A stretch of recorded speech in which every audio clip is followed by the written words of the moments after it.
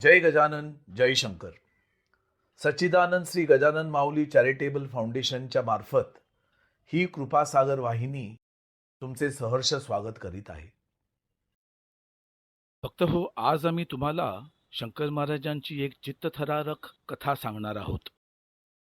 झालं असं की एके दिवशी 1993 मध्ये डिसेंबरचा महिना होता. आमचे एक परम मित्र होते, वडिलांचे परम मित्र होते अरुण कोपीकर, जे आज या जगामध्ये नाही आहेत. तर अरुण कोपीकर आमच्या घरी आले आणि अशा गप्पा गोष्टी चालू होत्या. तेव्हा त्याने मला अचानक विचारलं, अरे तुला शंकर महाराज कोण माहीत आहे का? तर मी शंकर महाराजाबद्दल काही ऐकलेलं नव्हतं. तर म्हटलं नाही. तर मी तुला एका भक्ताकडे घेऊन जातो, त्यांच्या मुखातूनच तू शंकर महाराजांच्या गोष्टी ऐक. मी सांगितलं तर तुला पटणार नाही. म्हटलं ठीक आहे बाबा. तर डिसेंबरचा महिना होता. एक 10-15 भक्त आणि मी अरुण कोपीकरच्या सोबत मुंबईच्या मलबार हिल एरियामध्ये एक केशवजी आशर किंवा पी.के. आशर यांच्या घरी आम्ही गेलो. तिकडे आम्हाला आशर परिवाराने चांगल्या रीतीने आदर सत्कार करून स्वागत केलं आणि आम्हाला थेट एका खोलीत नेण्यात आलं, जिकडे एक जवळजवळ 90-93 वर्षाची बाई एका आराम खुर्चीवर बसली होती. सर्वजण या बाईंना बा या नावाने हाक मारायचे. तर बा तिकडे बसल्या होत्या आणि अरुण कोपीकराने आमची सर्वांची ओळख करून दिली आणि त्यांना विनंती केली की बा, तुम्ही यांना शंकर महाराजांच्या काही गोष्टी सांगा. तर बा म्हणाल्या, शंकर महाराजांच्या एवढ्या गोष्टी आहेत, एवढ्या लीला आहेत की कुठलं सांगावं आणि कुठलं नाही सांगावं हेच मला कळत नाही. तरी त्याने आठवण करून एक अशी शंकर महाराजांची लीला आम्हाला सांगितली, जे ऐकल्यानंतर आम्ही सगळे थक्क झालो आणि मंडळी तुम्ही पण थक्क होणार, कारण ही कथाच अशी आहे. मंडळी मी सांगतो, शंकर महाराज अशा लीला करायच्या. तुम्ही त्यांचं जर चरित्र वाचलं तर अवश्य तुम्हाला या गोष्टीवरती विश्वास बसेलच. तर झालं असं की बाने सुरुवात केली सांगायला. त्यांना शुद्ध हिंदी येत नव्हतं, त्यामुळे ते थोडं गुजराती थोडं हिंदीमध्ये बोलायचे. आणि बघा, त्या 90 वर्षापेक्षा जास्त होत्या. बांचा नवरा म्हणजे केशवजी आशर हे एका साखर कारखान्यामध्ये कामाला होते आणि त्यांच्यासोबत शंकर महाराजांचे एक अनुयायी म्हणा, भक्त म्हणा, गिरमे नावाचे पण काम करायचे. आणि त्यांचे 2 वेगळे मित्र होते, एक जी.के. प्रधान आणि एक कुलकर्णी. यामध्ये जी.के. प्रधान आणि कुलकर्णी यांना देवावरती विश्वास नव्हता आणि संत महंतावरती तर नाहीच नाही. ते म्हणायचे की हे संत महंत नाही, हे सगळे बोंदू लोक आहेत. तुम्हाला लोक फसवण्यासाठी ही लोक संतांचा वेश घेतात आणि लोकांना लुबाडतात. पण केशवजी आशर मात्र एक गुजराती ब्राह्मण होते, जे अजिबात दारूला किंवा मांसाहाराला स्पर्श करत नव्हते. इंग्लिशमध्ये म्हणतो ना आपण टी टोटलर, तसं. तर एकदा झालं असं की नुकतंच बांचं लग्न झालं होतं आणि त्या काळामध्ये तुम्हाला माहित आहे की 15-16 वर्ष झाली की मुलींचं लग्न व्हायचं. तर ही गोष्ट कदाचित 1915-16ची असावी. तर त्या म्हणाल्या, माझं नुकतंच लग्न झालं होतं, 2-3 महिनेच झाले होते आणि आम्ही एका सामूहिक परिवारामध्ये राहत होतो. घरामध्ये सासू सासरे, नणदा, भाऊजाई असे जवळजवळ 30-40 लोक एका घरामध्ये जॉईंट फॅमिलीमध्ये राहत.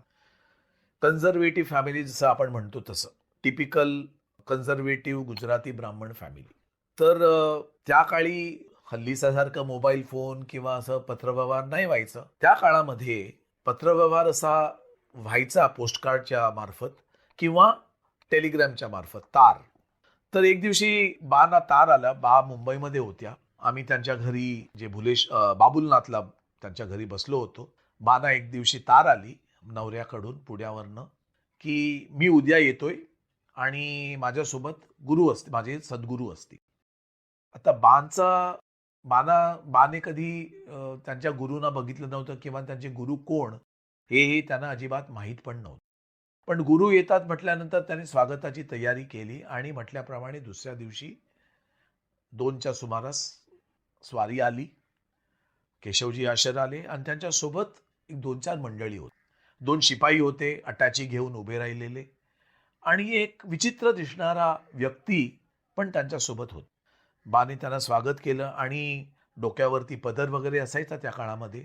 बायका डोक्यावरती पदर ठेवायचे आणि हळूच शांतपणे नवऱ्याला विचारलं की तमारे गुरु क्या छे, गुजरातीमध्ये, तुमचे गुरु कुठे आहेत?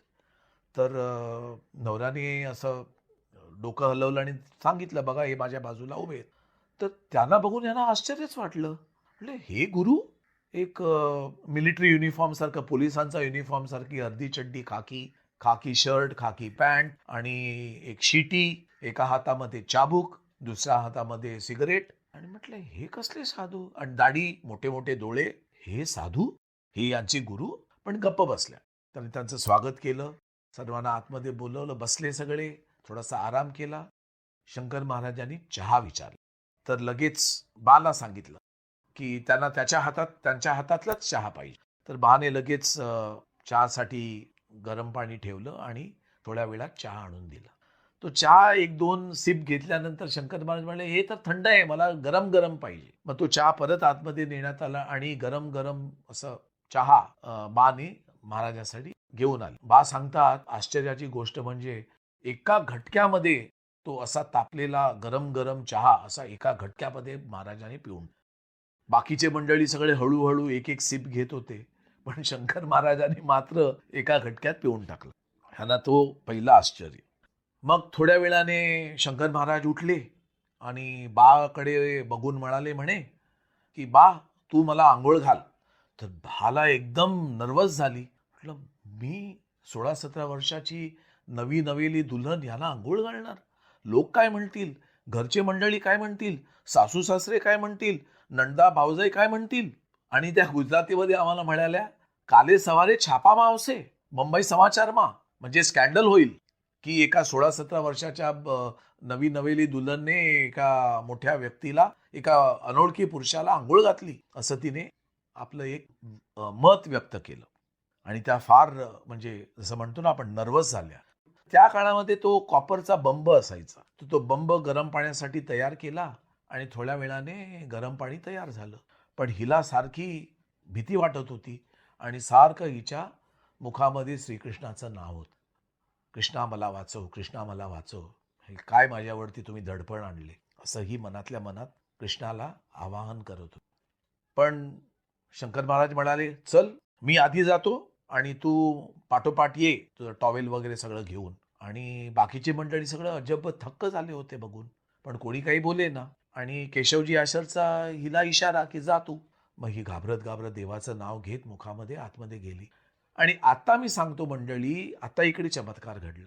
बाने जाऊन आतमध्ये काय बघावं, तर तिकडे शंकर महाराज नव्हतेच. तिकडे एक 8 वर्षाचा बाळ होता. 8 वर्षाचा बाळ. शंकर महाराजांनी एक 8 वर्षाच्या बाळाचं रूप घेतलं, धारण केलं. बांच्या डोळ्यात अश्रू आले. तिने बाळाला जवळ घेतलं आपल्या मुलासारखं आणि आंघोळ घातली, प्रेम केलं. आणि मग महाराज तिला म्हणाले, तू आता बाहेर जा, मी नंतर येतो. मग बाने त्याला पुसलं वगैरे, त्याला टॉवेल ठेवला तिकडे आणि स्वतः बाहेर आल्या.